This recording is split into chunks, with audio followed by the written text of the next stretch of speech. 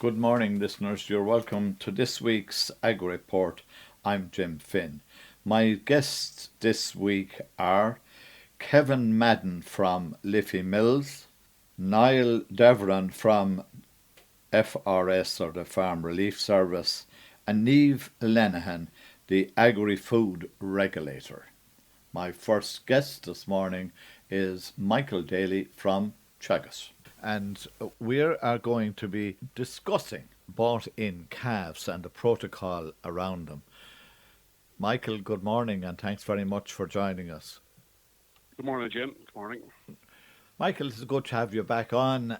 It's been, I suppose, a tough few days as far as rain is concerned. There won't be many people putting animals out at the moment. Oh, absolutely not. No, it's bad for man and beast, but no, it's tough. It's cold and wet, and Yeah. hopefully it'll pick up in the next few weeks. Oh, and then Hopefully it'll be longer. we'll all be looking for that. Okay, as I said, Michael, you're going to give us the protocol around bought-in calves for 2026. So away you go, and what should farmers be doing? I suppose it's that time of the year when the calf rearing season now is just around the corner again, and it's a good time to refresh maybe on the procurement or protocols to be followed with buying in dairy calf, dairy beef calves for a dairy calf to be system, I suppose. And I suppose there's a few key things that really, I suppose, is you're always trying to buy healthy calves, I suppose, at the outset. And I suppose the very minimum, I suppose, you're looking at buying calves that are at least 3 to 4 weeks old, ideally weighing over 50 kilos. So you're trying to buy a healthy calf, and what to look for in a calf when purchasing, I suppose. You need to look at the basic health checks. This is very basic, but this is a reminder to all. Like, check that the health checks would include that the calves are alert, they have bright eyes, dry navels, no swollen joints, no signs of coughing or scours, that kind of thing. They're basic enough. I suppose you're trying to reduce the health risk on the calf being bought into the farm. I suppose that period from purchase to weaning is crucial to the future development and of the calf to reach its target of being slaughtered at 2 years of age. So it's a crucial time, and I suppose you're trying to reduce the health biosecurity in the farm, and by doing that, you try to buy from as few sources as possible. So ideally, you'd be trying to buy from a farmer directly. That's not always possible, rather than going to the markets. But the advantage of buying from a farmer directly is you'll probably more control and reducing the stress of the calf leaving that farm to your farm, less exposure to other mitigating health risks that was through a mart. And you probably have a more idea of what the health status and the protocols that was done with the calf for purchase, like in terms of did they get enough beastings or colostrum and so forth in the weeks before you actually purchase the calf. So as was in transport, you try to keep the trail or the distance travel time as short as possible. Like, long journeys from mart to your farm does increase stress levels, which can weaken the calf's immunity and make them more vulnerable to disease. Obviously, you should wash out and disinfect trailers before you bed it properly with clean straw to make it a cosy environment for the calf when it arrives. I suppose before we go into the arrival in the farm, I suppose we're trying to look at the whole and try encourage farmers to look at the genetics of the calf that you're buying, I suppose. And it is the opportunity is there when you're buying the calves to ask the question: what is the commercial beef value of the calf that you're purchasing? And that value can be got from the purchaser directly if he's on his own Herd Plus with ICBF, or if the calf is genotyped, it'll be on the mark boards. And I suppose you could ask the question, what is this beef or commercial beef value? And it really is a tool that gives the farmers sort of an insight into the genetic value of the animals destined for beef production. And it takes the traits that are of economic importance, such as carcass weight, conformation, and feed intake, and it gives a value of the potential value of the calf in terms of profit down the road. And it's a useful guide just to sort of stand from the gravel, I suppose. Mm-hmm. And the commercial beef value, I suppose, is split between dairy, which is pure dairy, pure Frisian. Dairy beef would be your Angus, Herefords, or Continentals crossed with dairy cow. And then there's obviously suckler. And if you just take the 5-star, what does it mean? If you saw it up on the mark board, or you saw a farmer that had the CBV values, like a dairy, a 5-star would be €33. A dairy beef would be 194, and a suckler would be 471. And that they're based on the November 25 evaluations from ICVF. And what that is saying there is that the higher the CBV value, the more generic merit there is, that calf will produce a viable, profitable animal at slaughter. And it's very noticeable in terms of feed intake, and very noticeable on days of finishing as such. So it's a useful opportunity, I'd say, to all listeners out there who are buying calves. You should be asking the question is, what is the CBV value? Because just because the calf is of a specific breed, it's very hard to judge a calf at 2 weeks or 3 weeks of age, what it potentially will be down the road. And there can be massive variation within a breed in terms of beef genetics. So I tell in simple language, ask the questions. You might be able to get it from every farmer, but with more genotyping being done now, it is something that should be looked at going forward. So so now we have the calf. CBV. Yeah, the calf comes into the yard. What do we do? Yeah, so you pick the calf. You're happy with everything. You purchase the calf. So the next step, I suppose, is that the calf arrives in the farm. You have to have a quarantine period. You must keep the calf separated from the existing stock for at least a week. And during that period, you'll be watching out for any health issues. You do a temperature check after arrival for fever or raised temperatures. Obviously, you'd be given to be hydrated if they've come a distance. You'd be providing electrolytes on arrival to combat this transport stress, followed by milk. And then you'd have to do the vaccination plan that is applicable to your farm. And vaccination plans should be done in consultation with a vet regarding the potential diseases that's appropriate to your farm as such.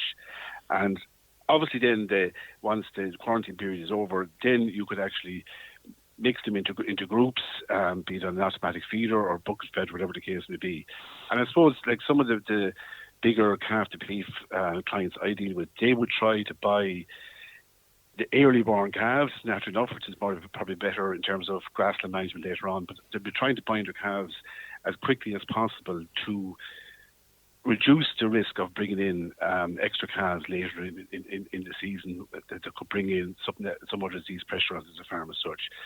So once you're vaccinated, you've quarantined them, then you can bulk them up into groups and do the feeding process, wean them accordingly, and then it's another job then going to grass and so forth. I suppose in housing is important with young calves, is that it's all about feeding them, is fair enough, but you need to have proper housing, that the sheds are clean, they're dry, the floor is dry, and it's well ventilated, and you need adequate bending. And I remember being in college, the old rule of thumb, if you kneel on the ground on the straw, your knee shouldn't be wet. Do you know what I mean? It's the old way of doing it. I heard that one before, Yeah, the old ways were always apt. But so if you think of a calf, it has to have a snug little environment, sheltered, well ventilated, and dry, and then feeding the appropriate milk replace or roughage, be it hay or straw, and concentrate accordingly. So they're basic enough guidelines, Jim, in general, but it's just a reminder. So I'd say in summary, you're trying to buy like a healthy calf. You're trying to buy a good weight calf over 50 kilos, 3 to 4 weeks of age. Try to reduce the number of sources if possible. Look at genetics. Quarantine the calves when you come home. Do your health checks. Do your vaccination plans, and have adequate housing, be it with ventilation and a dry bed. Just one last question to you, Michael. At what stage would you introduce concentrates? From literally day one, to be honest. You'd be introducing roughage and concentrates from day one. Obviously, they'll pick at it, but once they're consuming enough concentrates, usually the rule of thumb is you wean them with double their calf weight, double the birth weight. Yeah, is the rule of thumb. So if calf is birth weight is 40 kilos, 50 kilos, would that be a strong calf? Say 35, 40 for a Frisian-based calf, around the 70, 80 up to 100 kilos, they are fit to wean. So once to consume about 2 kilos of concentrate, at that stage, they're fit to wean. So you'd be introducing roughage, small bit of roughage. The whole purpose of that is to develop the rumen in the calf. Right. The calf rumen is developed with roughage and so forth. Okay. And how soon then would you let them off to grass? Sure, once they're weaned, and once they're weaned, the most farmers now that would have sort of a sheltered paddock beside the calf shed to get them used to electric fence wire and the sheltered. Once they're out to grass, once they're weaned, that they're trained to the electric fence and they can go to grass. Now, naturally enough, the weather we had the last couple of weeks, you'd want a sheltered spot. Do you know what I mean? I know, yeah. But it's common sense would prevail. Okay. Well, that's all great information for anybody listening to us this morning, and particularly for those who buy in animals. And as you quite rightly said, there will be a lot of animals bought in over the next couple of months. Michael, thanks very much for joining us. You're welcome, Jim. That, listeners, was Michael Daly from Teagasc, and Michael is in the Nina office.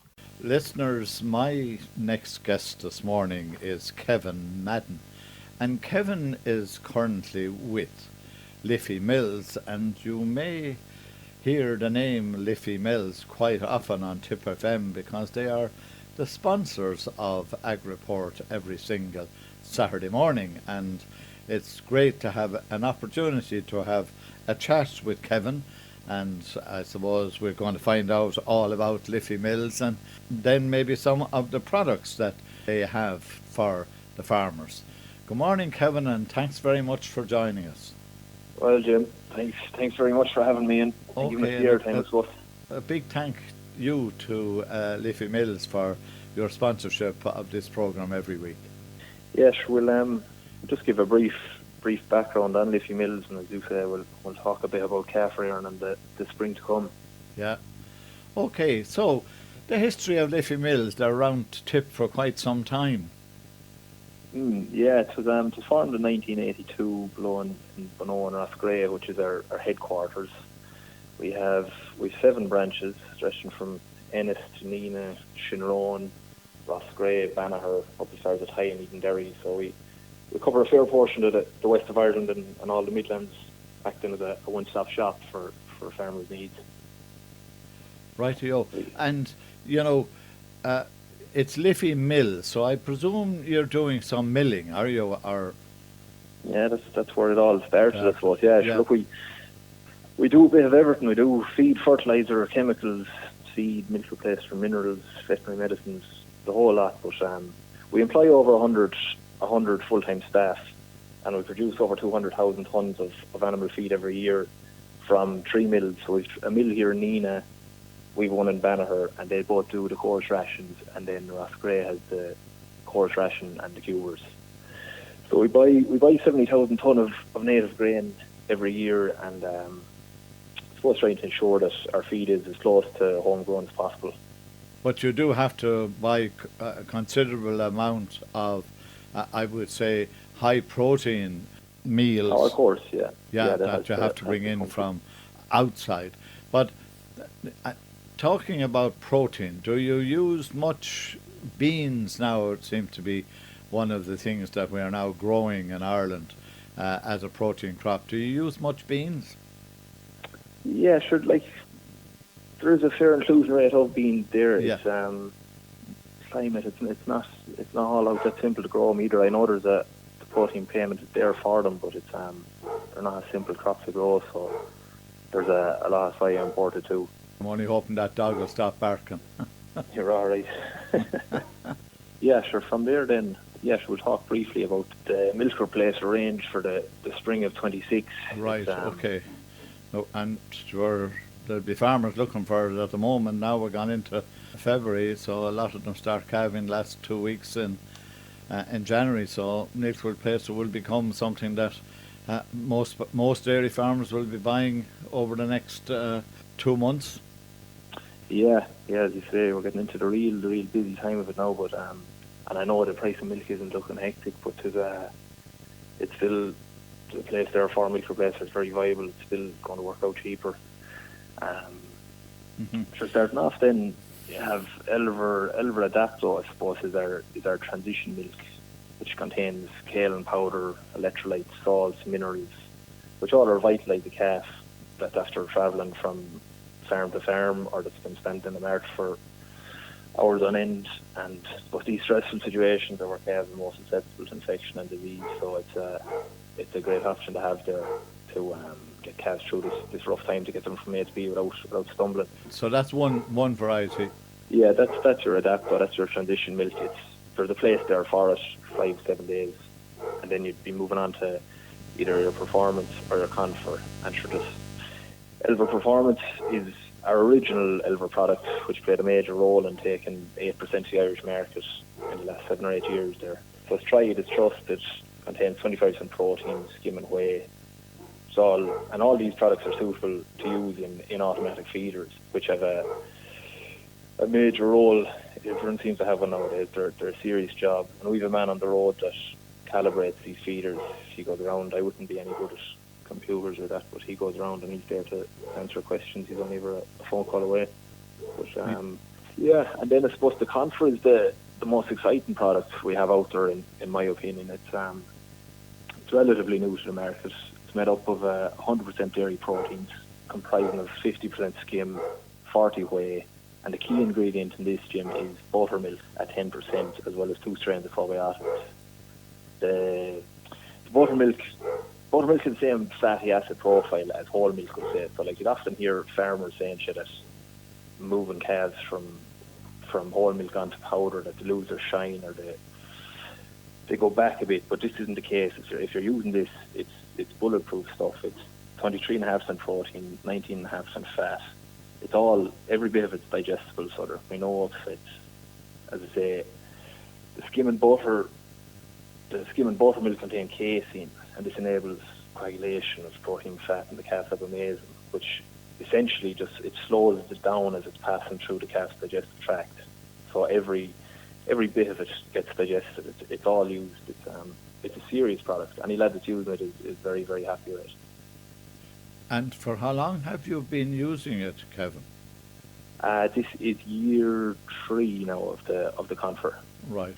Okay. Yeah. And it's the first year. It's the first year we put this buttermilk into it. Right. That's just increased the overall protein and fat of it, and it's unique. It's something that competitors don't have. So. A lot of the nutritionalists would say that whey is very important in a calf replacer, and you have what, 40% whey in it, is it?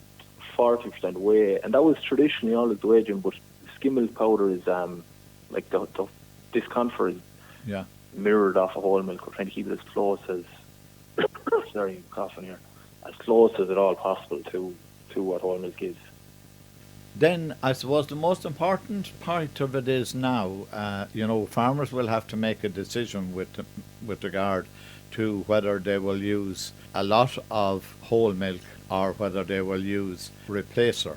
And given the way in which the price of milk seems to be going, and there isn't any light on the horizon this early in the year that milk price is going to rise. So do you think a lot of farmers will use whole milk for longer periods in 2026?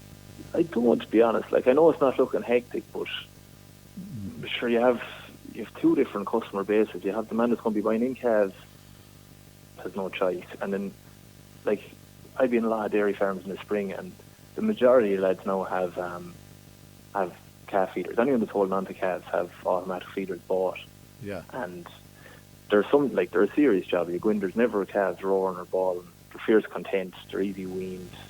As I say, price wise, like you'll buy milk powder there for 30 cents a litre. Like milk price isn't going to be all out that bad. Like, and I'd say you pity to leave the feeder idle there at the same time. Like, of course it would be, but we are talking about maybe base price for milk going down to 32, so there won't be a big difference between them, in the early part of the year anyway. But as we move into the year, we would expect hopefully that market prices for milk will rise. Hopefully, yeah. And the other side of it then is, Jim, labour. Like, have lads, if lads aren't set up for bucket and milk across yards and the rough dry balls. It's another fair task to have to undertake.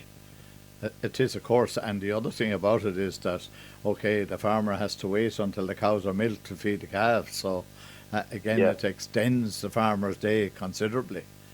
Yeah. No, I think them feeders are the real deal. Look at near the end. The question I was going to ask you there, Kevin, was do you have many operatives on the road to give advice to farmers with regard to what meals they should be using and what milk replacer, particularly considering we have been talking about milk replacer in this particular interview? Yes, we do. Yeah, there's 3 of us working on Nina. There's about 18 reps on the road altogether throughout all the branches. And say if any of your listeners have any questions or want further information, give the local branch a ring and ask for me or one of the lads, and be more than happy to get back to them. Okay, so that's very important that there is a backup service, and if anybody you say that needs any kind of assistance or advice, all they've got to do is to ring into the office and they will be patched on to whatever advisor that you have that's the nearest to them. Exactly, and as I said, the lads are there a lot longer than I am. They're a wealth of knowledge. I'm only the young lad, but we're getting there. They gave the young lad the job, so coming on with me. I love that one, Kevin. I love that one. Look, we're finished for this morning, but again, I want to thank you ever so much for joining us and giving us that advice with regard to milk replacer and a little bit about the history of Liffey Mills. Yeah, 100%. Thanks very much for having me, Jim, and we'll do it again another time. We'll do it again. We'll talk later on in the year, and we'll probably be talking about dairy nuts and beef nuts and all that kind of thing as we go through the year. But for now, we'll say goodbye and thanks very much for joining us. Thanks, Jim. That, listeners, was Kevin Madden from Liffey Mills. As you know, listeners, Liffey Mills are the sponsors of this programme, and if you can see your way to buy some of their products, why not make a phone call and get some product from Liffey Mills. Listeners, my next guest this morning is Niall Devron, and Niall is with FRS, and some of you might have seen the results of a survey that FRS did into how farm operatives that they work with and what their perception is of the work they do and the problems that they face that make it that little bit more difficult. And in particular, we are basically talking about clear communications and defined working hours are the most important factors for farm workers, a new survey finds, and we're going to talk about that. Good morning, Niall, and thanks very much for joining us. Thanks very much, Jim. Thanks for having me on your show. Okay, let's start off anyway. I know we'll talk about the work that FRS are doing and the pressure they're under, I suppose, to find farm operatives at the moment. But let's look at the findings from that particular survey that you did and was released last week. No problem at all, Jim. So listen, we held it's our second year holding our survey with our operators nationwide to get a real reflection on their values and I suppose what they value the most when they're out on farms. And I suppose one of the top priorities that we've got from this survey is clear communication and defined working hours being one of their top priorities for, I suppose, 2025 and going forward into 2026.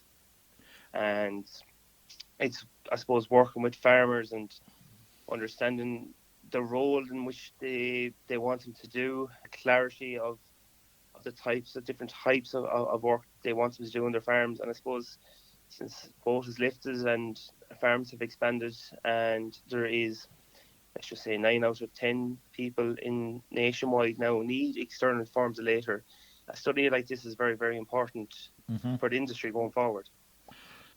Of the 45 farm relief operators in the survey, when you were asking them with regard to defined working hours, when they say defined working hours, it might be 6 to 11 in the morning, or it might be 2 to 7 in the evening. But all they really wanted to know when they say defined, that they are defined like I'm after defining there. It's not a 9 to 5 job. No, absolutely not, and Yeah, that's not, I suppose, associated with our industry. It's more to, I suppose, get into the point that, listen, 80% of people surveyed want flexibility outside of the traditional 9 to 5, but it's right. working with them, and it's setting clear objectives, I suppose, from the farmer's point of view.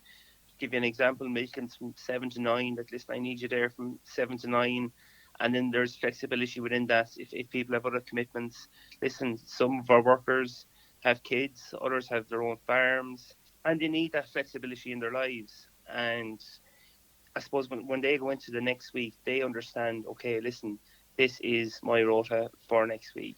And it makes their lives and balances their lives better at home then as well, and has that structure. Right.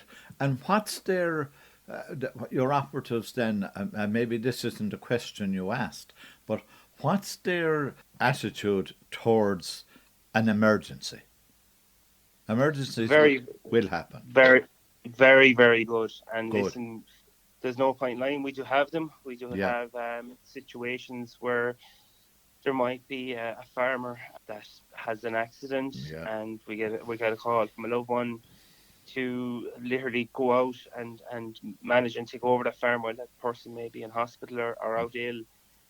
And to be honest, the staff, I suppose, the staff that we manage here in Rosgrave for our Tipp, mid-Tipp, Laois and Offaly, would respond along with the country straight away.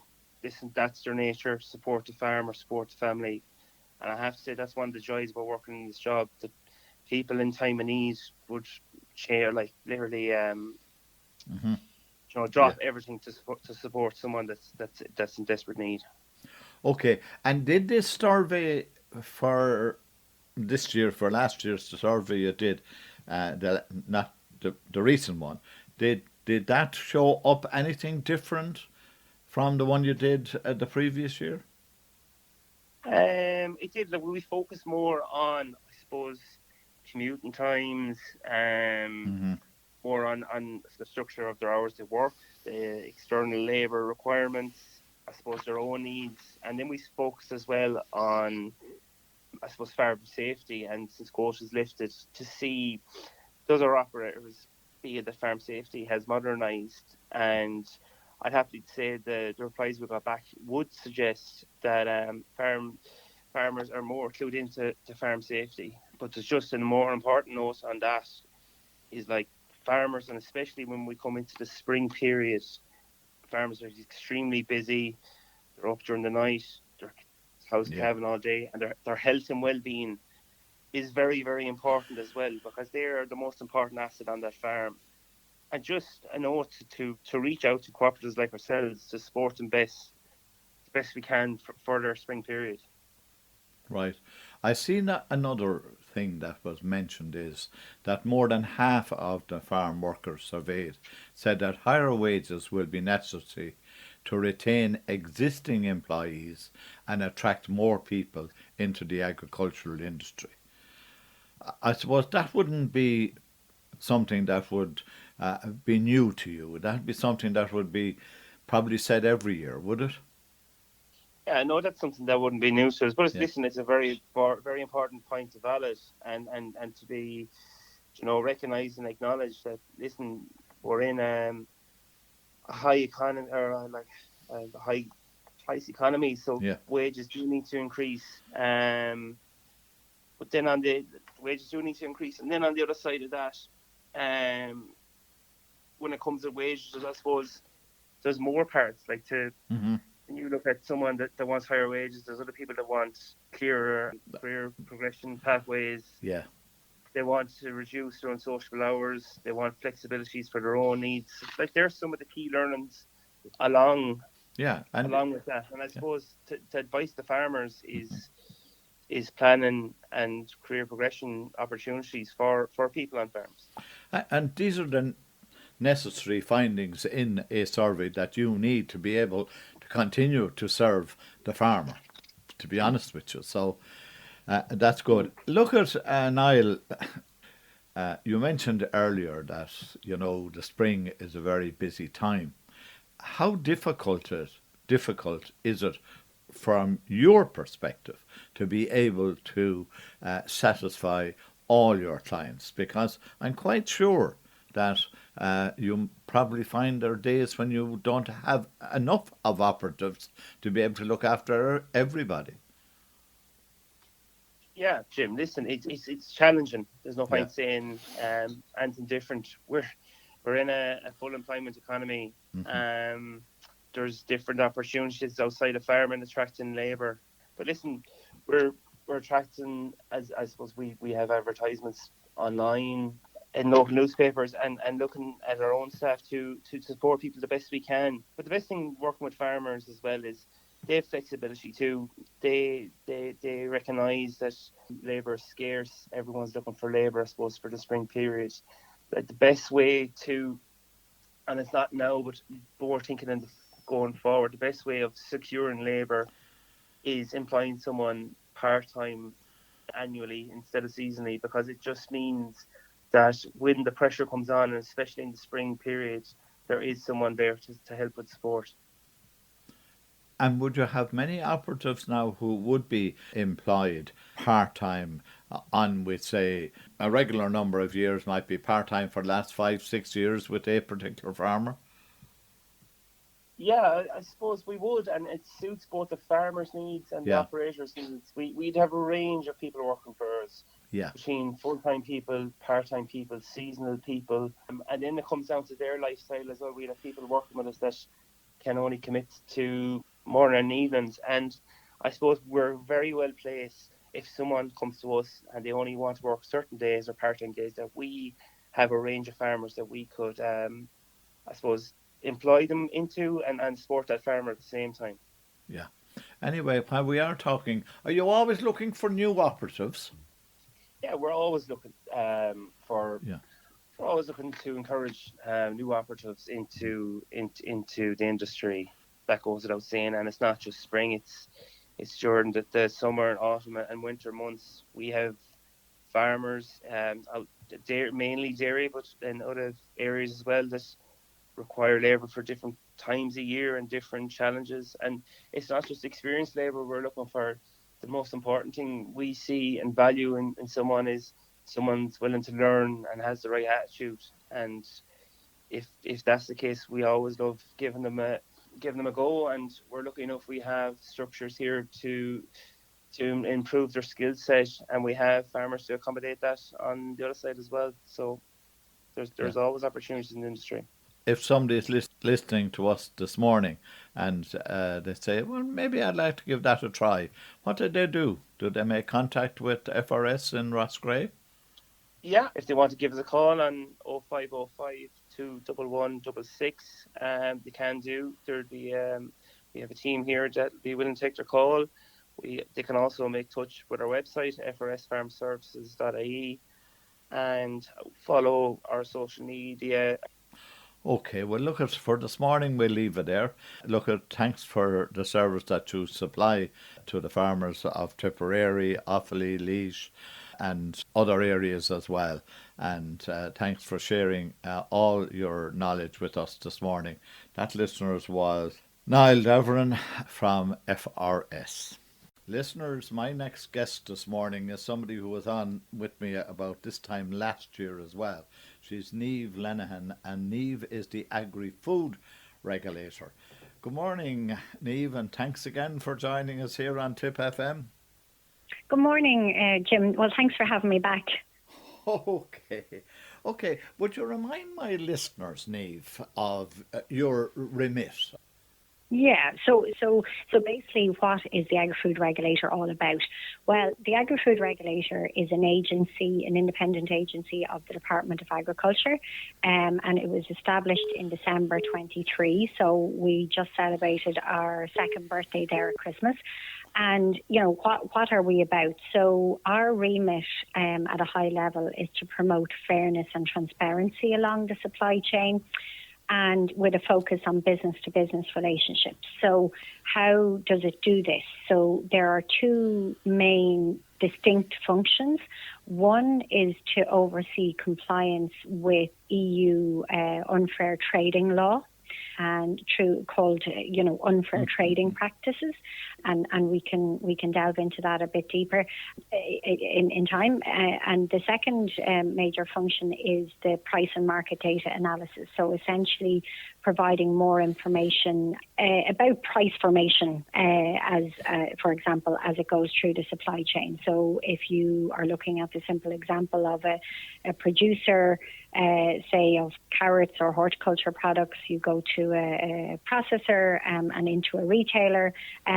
So what does the price formation mechanism look like, and how much of what we pay? So if we go into a supermarket and we're buying milk or bread or whatever, at a simple level, we're trying to shed more light on the price formation mechanisms as products go through certain processes or stages in the supply chain.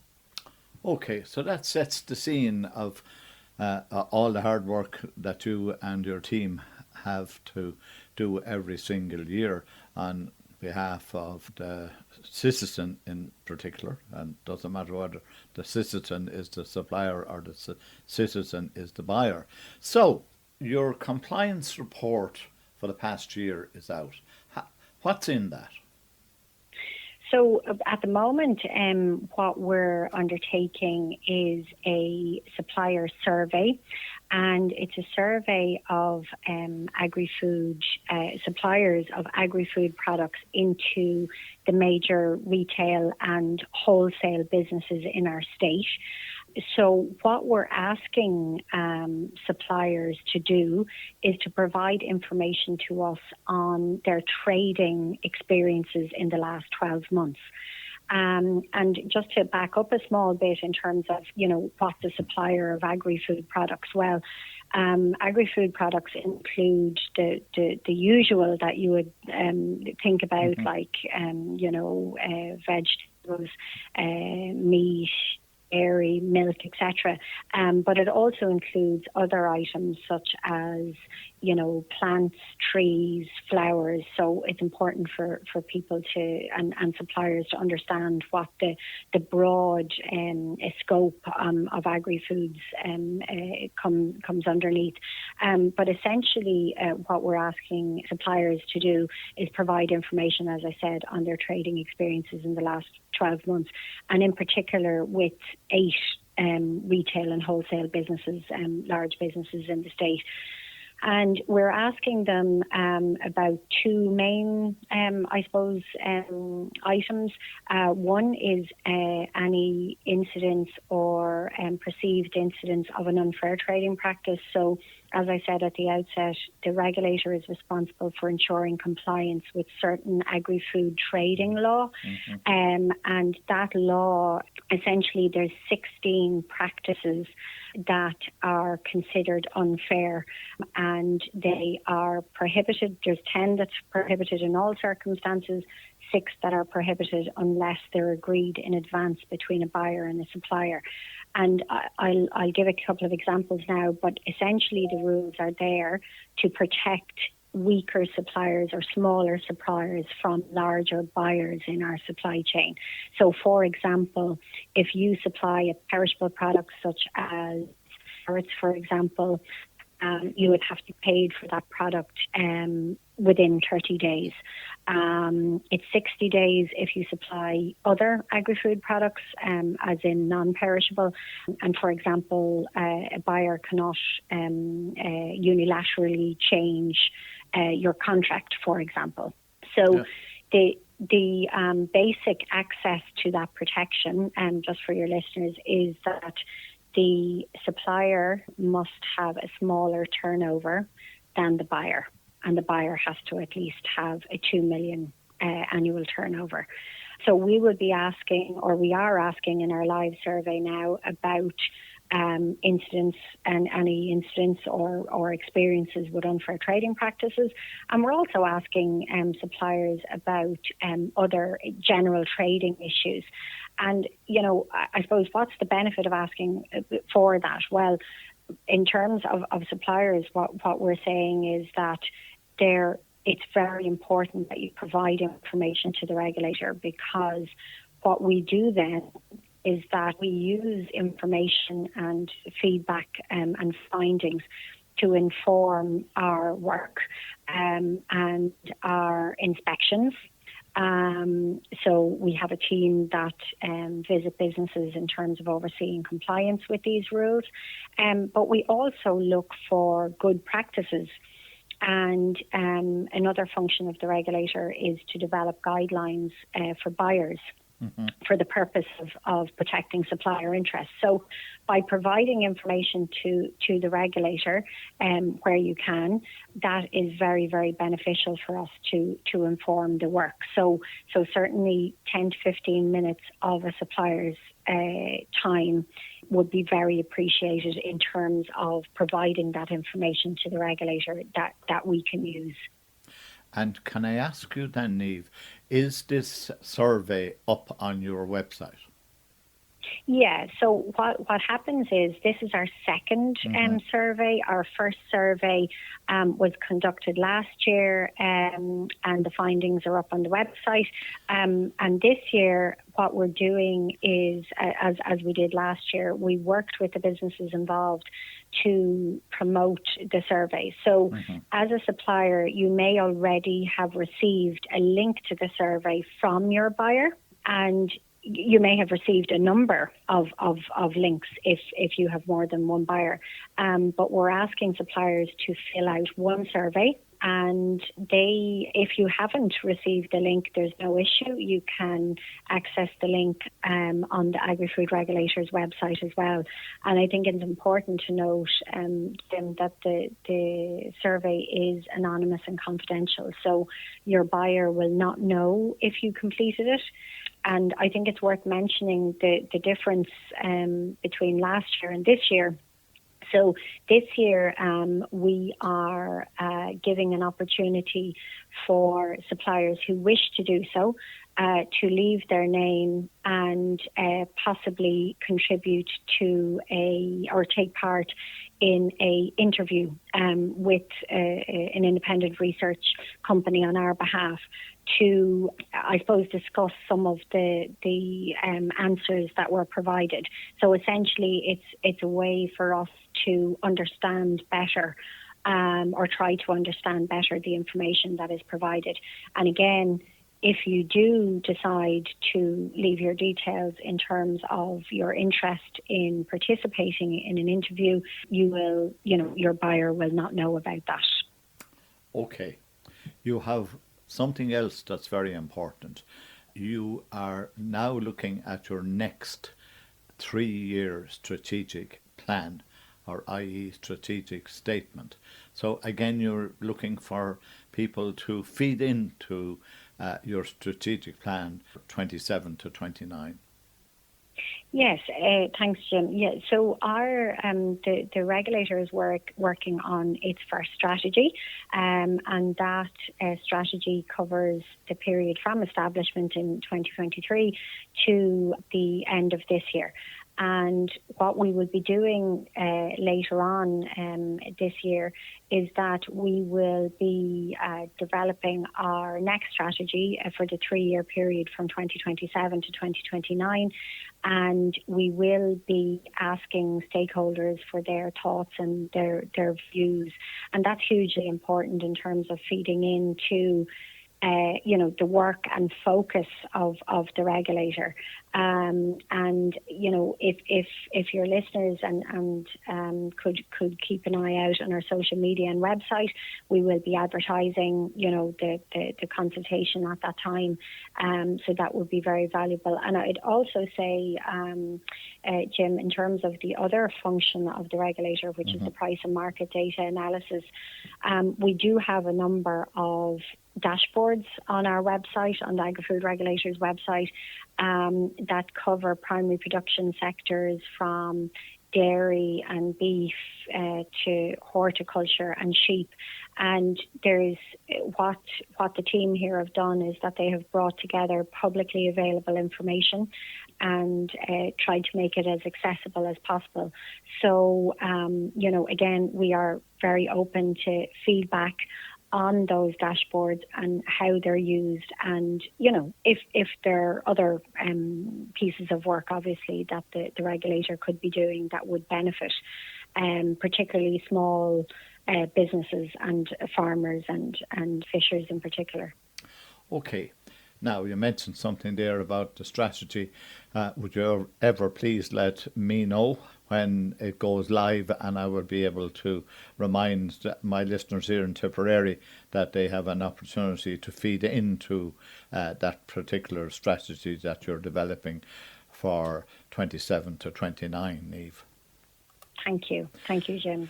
Niamh, I want to thank you ever so much for joining us this morning. That, listeners, was Niamh Lenihan, and Niamh was with me last year, she's with me again this year, and I'm quite sure hopefully we'll be talking again this time next year, Niamh. Thank you, Jim, I'm sure. That, listeners, is Agri Report for this week. I hope you enjoyed the show and that you'll join me at the same time next week. Coming up next is the news at 10 o'clock, and after that, Eamon Dwyer presents Down Your Way.